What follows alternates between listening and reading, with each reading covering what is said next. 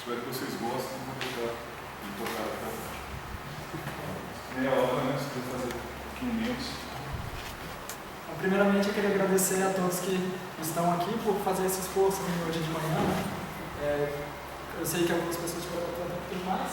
Então, vamos começar. Meu nome é Matheus, eu fui orientado nesse trabalho pelo professor Dr. Guilherme. E o título é esse aí: Seleção de comportamento em múltiplos agentes autônomos com aprendizagem por reforço em ambientes estocásticos. Esse título é um pouco complicado, então a gente vai caminhar um pouco explicando todas essas partes. Resumindo bem rapidamente o trabalho, a proposta é fazer uma abordagem de aprendizado de máquinas para múltiplos agentes atuarem em um ambiente estocástico. E o mérito é estender o trabalho realizado anteriormente pelo então estudante de engenharia mecatrônica Thiago Pimentel, sob a supervisão da professora doutora Carla Coic, aplicando para múltiplos agentes, o que não era previsto naquele trabalho. Bom, esse trabalho está sob o contexto de... ele está num contexto muito maior. Qual é a nossa ideia?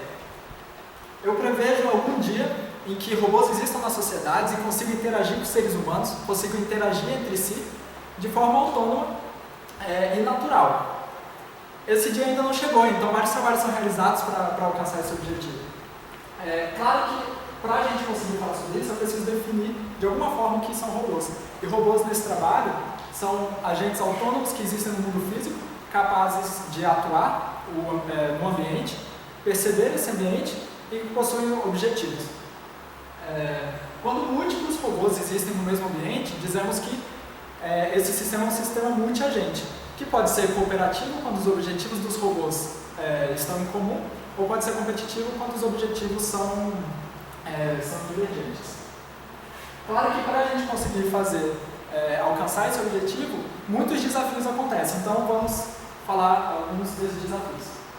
Primeiro, como os robôs podem se comportar? Eu estou dando um exemplo aqui de uma foto de uma competição de futebol de robôs, onde os robôs eles podem, em determinado momento do jogo, ter um comportamento mais agressivo, tentando fazer gols, ou um comportamento mais defensivo, tentando proteger o seu próprio gol.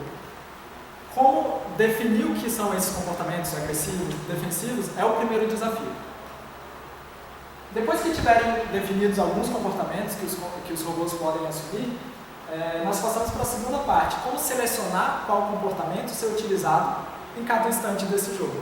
Por exemplo, quando a bola estiver na área de ataque, pode ser que para o robô seja mais interessante ele fazer um comportamento mais agressivo, e aí tomar ações que permitam a ele fazer o gol. Enquanto se a bola estiver mais na defesa, tiver muito atacante na defesa, é melhor selecionar um comportamento mais defensivo. Como que a gente consegue fazer o robô aprender a selecionar esses comportamentos? Ele, de forma sozinho, autônoma, vai definindo qual é o melhor comportamento a ser utilizado. É interessante, nesse contexto, entender que aprendizado significa melhorar o seu desempenho com base nas experiências passadas. Esse é o segundo desafio. O terceiro desafio está relacionado com o ambiente. Quando nós mexemos com aplicações do mundo real, é muito difícil ter certeza do que está acontecendo. É muito comum nessas competições nós vemos robôs que vão tentar chutar a bola, na hora que chutam, erram e acertam o vazio e caem, coisa do tipo. Por que isso acontece? Vários motivos. Primeiro, porque a representação do ambiente pode estar incompleta, porque existem erros nos sensores, erros nos atuadores. E esse conjunto de incertezas nós damos o nome de um ambiente estocástico. O terceiro desafio é como aprender a selecionar esses comportamentos em um ambiente estocástico. Dado esses desafios, nós temos uma pergunta de um escopo amplo para a nossa pesquisa. É possível que múltiplos agentes em ambientes estocásticos consigam aprender a selecionar esses comportamentos?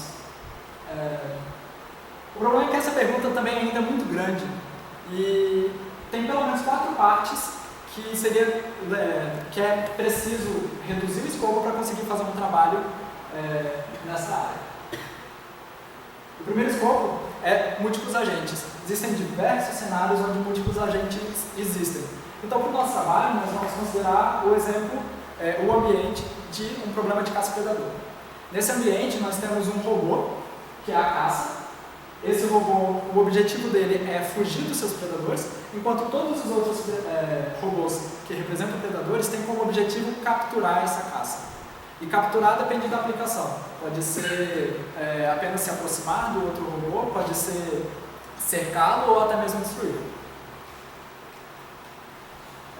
O segundo ponto que nós precisamos reduzir o escopo é um ambiente estocástico. Ele precisa de um cenário que permita a gente trabalhar com a aleatoriedade que existe no mundo real. E, de forma interessante, problemas de caça predador também podem representar ambientes estocásticos. Não dá para ver muito bem aqui por causa da luminosidade, mas essa é a foto de um projeto da Marinha Americana, do Departamento de Defesa, que o objetivo é construir embarcações capazes de detectar autonomamente os submarinos inimigos. É um problema de caça-predador porque o submarino inimigo pode ser considerado a caça, enquanto as embarcações aliadas são os predadores. Quando a gente vai fazer trabalho em robótica, é muito difícil nós testarmos o algoritmo inicialmente direto no robô, porque o robô ele, pode ser caro para comprar, pode ser difícil de montar e ele ainda pode danificar nos testes iniciais. Por causa disso, nós utilizamos, é muito comum utilizar simuladores para isso. E nós vamos utilizar um simulador que permita trabalhar com as incertezas, que é uma das partes do trabalho. O terceiro ponto a ser ressaltado é o que é aprendizado no contexto da robótica. O aprendizado ele pode ser feito basicamente de duas formas, bem resumido. A primeira é dando vários exemplos para o robô de situações do sistema e qual é o comportamento esperado para ser selecionado. Mas esse tipo de aprendizado tem um problema que a gente precisa definir um conjunto, normalmente muito grande, de estados para o sistema e o comportamento esperado, dar todos esses exemplos nós mesmos. E não é muito interessante para a nossa aplicação. A forma de aprendizado que a gente está mais interessado é aprendizado por reforço. Nesse aprendizado, o robô atua no sistema, por meio dessa atuação, ele muda o estado do sistema e recebe uma recompensa. Essa recompensa quer dizer o quão próximo ele está conseguindo se aproximar do seu objetivo. Por meio de reforço positivo ou negativo, o robô vai aprendendo a selecionar os melhores comportamentos, visando maximizar essas recompensas. O último ponto que a gente ainda precisa definir o escopo são quais comportamentos nós estamos lidando. Dependendo da pesquisa, comportamento pode significar uma coisa diferente. Por exemplo, existem pesquisas na área de interação humano-robô, em que você quer definir os comportamentos para que essa interação de pessoas com robôs seja mais dinâmica. No nosso caso, estamos trabalhando com robôs móveis, aqueles que se locomovem no ambiente. E os comportamentos que nós vamos trabalhar são comportamentos de locomoção. Como que o robô vai se locomover, dado o estado do jogo. Por exemplo, o robô pode tentar ir em direção ao seu adversário ou fugir dos seus adversários. Então, definindo cada uma dessas partes, nós temos um escopo menor para o nosso trabalho e esse escopo já é viável de pesquisar. É possível que múltiplos agentes em ambientes estocásticos simulados, que é o nosso caso, aprendam por reforço a selecionar comportamentos de navegação. Essa é a pergunta principal do trabalho. Agora, eu vou definir alguns aspectos da implementação do trabalho em si. Eu falei que vamos utilizar simuladores. Então, qual simulador vai ser utilizado? No caso, nós vamos utilizar o simulador do jogo Pac-Man. Esse simulador foi construído na Universidade da Califórnia, em Berkeley, justamente para ensino de inteligência artificial usando algoritmos de aprendizado. Nesse simulador, ele representa uma situação de caça-predador, porque os fantasmas podem ser considerados os predadores, enquanto o Pac-Man é a caça. Além disso, o fato de possuir uma pontuação explícita no jogo torna mais fácil definir quais vão ser as recompensas que vão ser utilizadas. E por fim, não lembro qual é o ponto.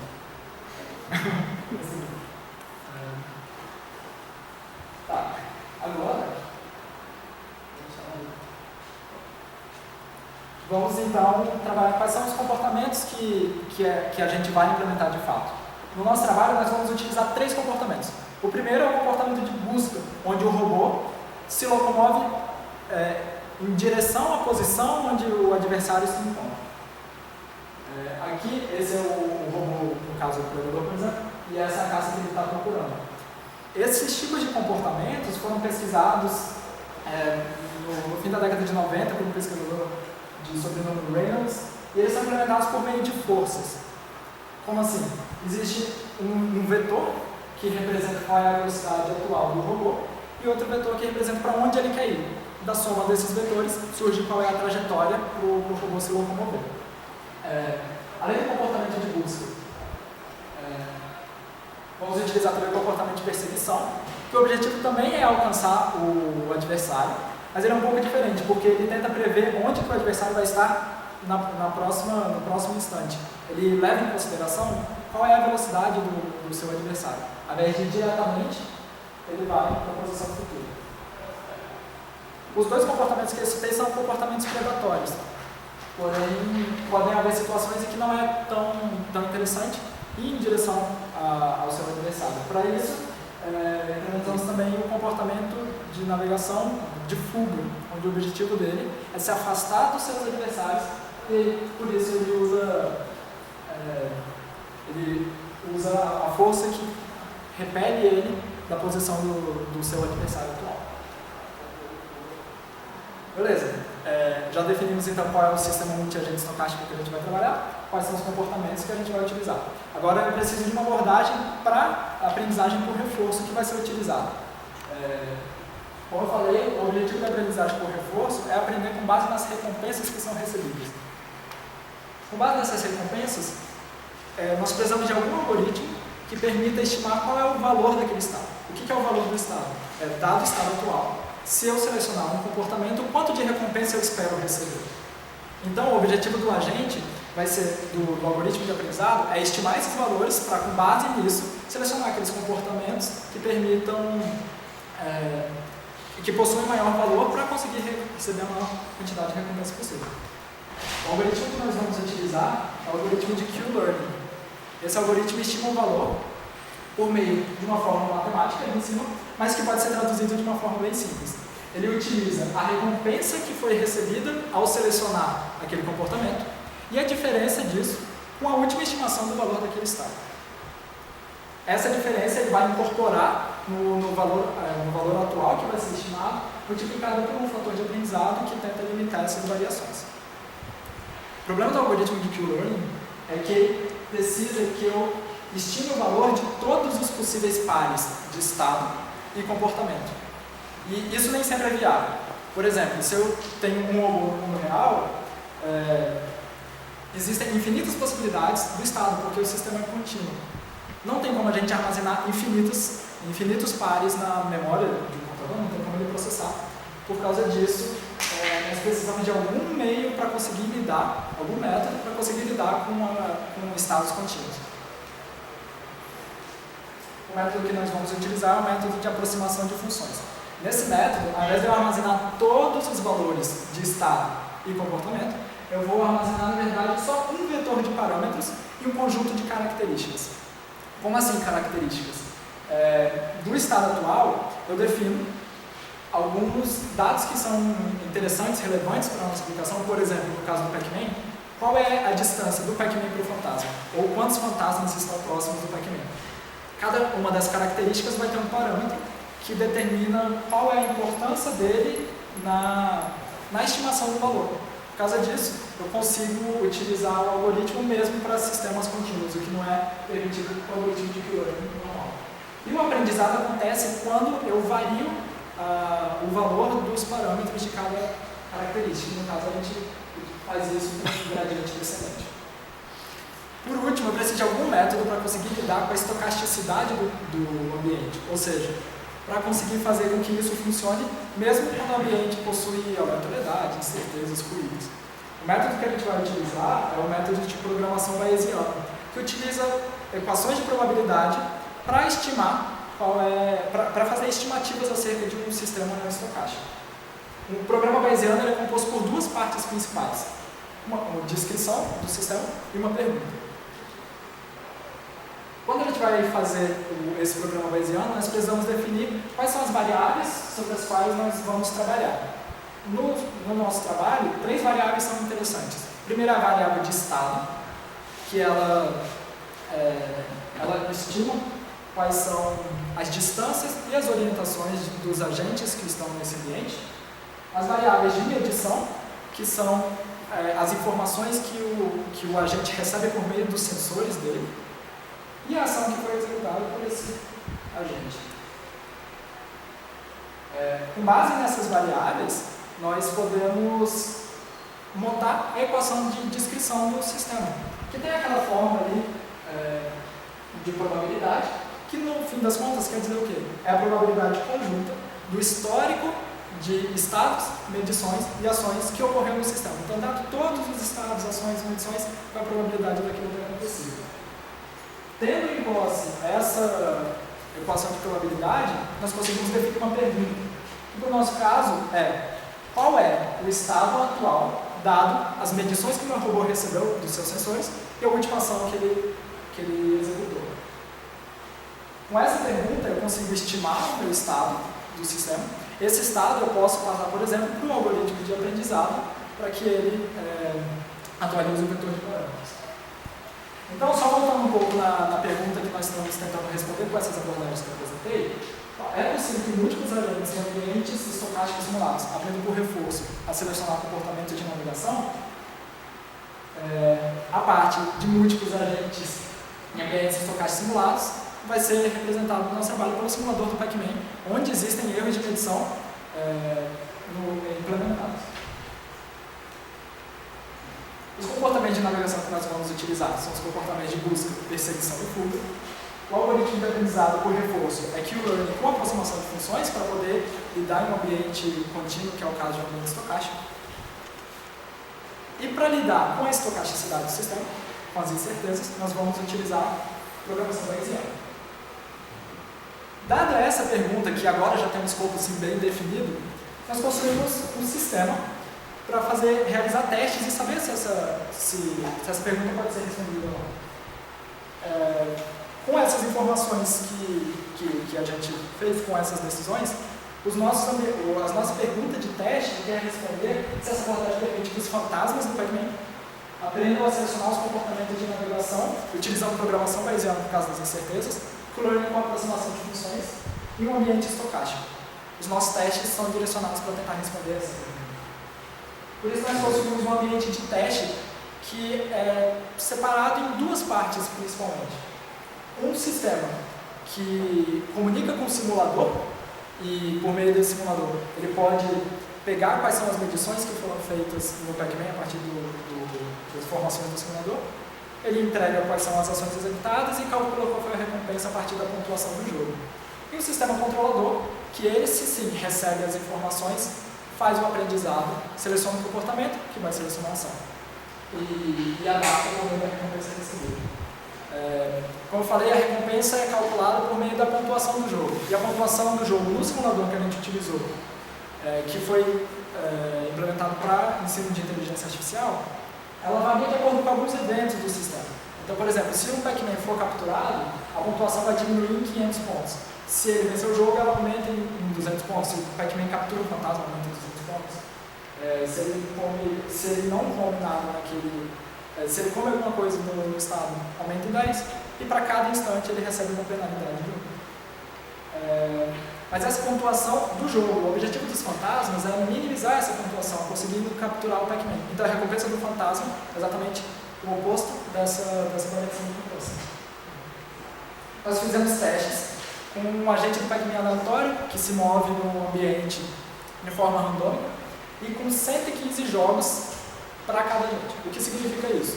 Um agente, ele inicia o seu aprendizado, joga durante um jogo e coleta informações a partir disso. No próximo jogo, ele continua o seu aprendizado. Mais uma vez, ele vai fazendo isso por 100 vezes para aprender e depois a gente testa esse agente que aprendeu durante 15 jogos para ver qual é o desempenho dele. Os primeiros testes que nós fizemos, eles estão focados em entender se é possível que esse aprendizado aconteça mesmo num sistema multiagente e também saber se os fantasmas conseguiriam, por acaso, explorar comportamentos cooperativos. Ou seja, se um fantasma escolhe o comportamento de busca, será que o outro conseguiria escolher o comportamento de perseguição e assim cercar o Pac-Man de uma forma mais efetiva? Ou será que eles fazem algumas coisas diferentes? Fizemos alguns testes para tentar responder a essa pergunta, essas duas perguntas. Aqui eu estou apresentando o diagrama que mostra a probabilidade que cada agente tem em selecionar cada um dos comportamentos ao longo dos jogos. Então, o agente 1, esse aqui da esquerda, ao final de todo o aprendizado, ele seleciona com uma probabilidade bem parecida, tanto o comportamento de fuga quanto o comportamento de perseguição. Enquanto o segundo agente ele foca principalmente no comportamento de perseguição. Dá para notar por meio desse diagrama que essas probabilidades elas se alteram ao longo dos jogos. Isso significa que, de fato, os agentes estão conseguindo incorporar as recompensas que eles recebem do ambiente e se adaptar conforme as situações. Então, de fato, acontece um aprendizado aí. Além disso, a pontuação média do jogo, nesse caso, nesse teste, foi de cerca de menos 450. Isso é bom ou ruim? Bom, quando o Pac-Man consegue vencer o jogo, a pontuação fica em torno de 2.500 e 3.500 positivo. Então, por meio desse aprendizado, os agentes conseguem diminuir significativamente essa pontuação do jogo. Depois nós fizemos mais testes com agora 3 agentes e um ambiente ainda sem ruído, por enquanto. Só para validar se por acaso aconteceria o aprendizado.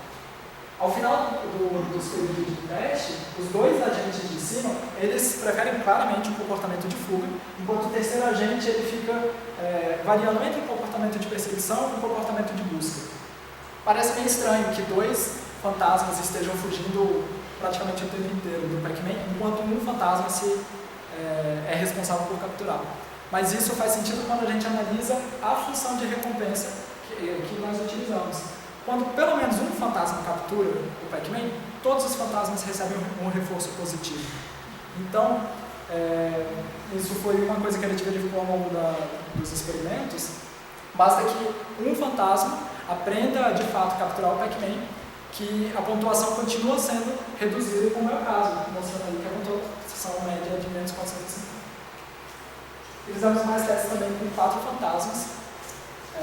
Nesses testes, os 2 fantasmas do lado direito eles ficaram entre o comportamento de busca e o comportamento de fuga, enquanto os 2 outros fantasmas ficaram principalmente no comportamento de perseguição no caso de cima e perseguição e busca no caso de baixo.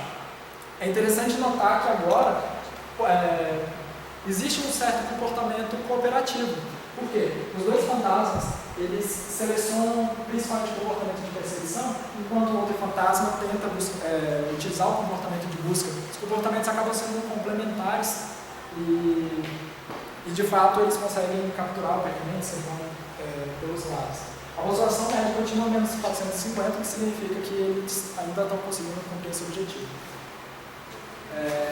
Então, a abordagem, de fato, permite esse aprendizado dos agentes dos fantasmas por meio da incorporação das recompensas recebidas, assim como ela permite, embora nem sempre, que comportamentos cooperativos sejam aprendidos. A gente fez esses 3 primeiros testes em um ambiente que não era estocástico, ele ainda não tinha incertezas, para validar se podia acontecer um aprendizado naquela situação.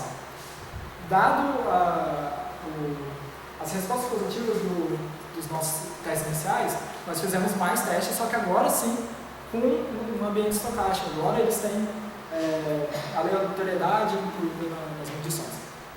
Então, os 3 últimos experimentos eles buscam responder as mesmas 2 perguntas que os 3 primeiros experimentos, mas ele quer saber também se isso pode acontecer no ambiente estocástico.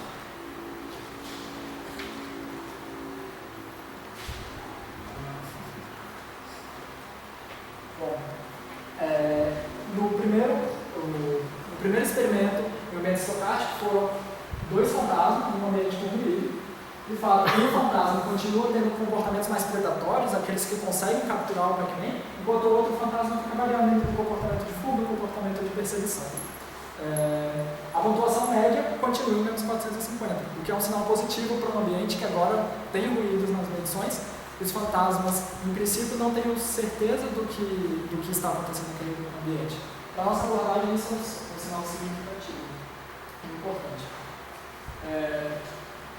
Depois nós fizemos o mesmo teste com 3 fantasmas e com ruído. E esse é o teste mais interessante, porque esse é o perfil que é mais interessante para o nosso trabalho.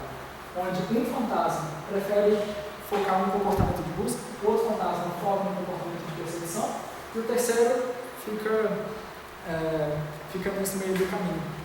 Isso mostra que, né, nesse experimento realizado, de fato há uma cooperação. Eles aprendem a selecionar comportamentos que são predatórios, mas são complementares entre si.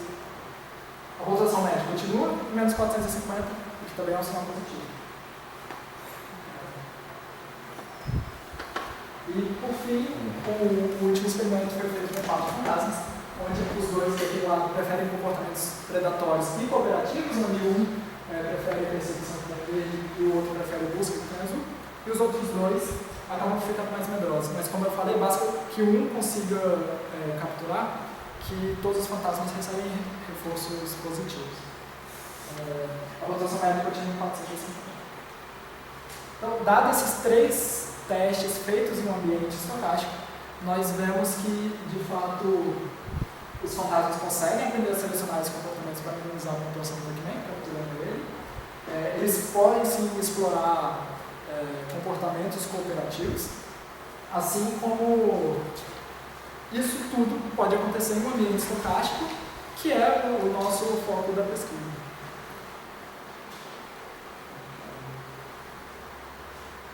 Todo esse trabalho que foi feito, ele está disponibilizado no GitHub para qualquer pessoa que tiver interesse em dar uma olhada ou contribuir com o projeto, poder acessar.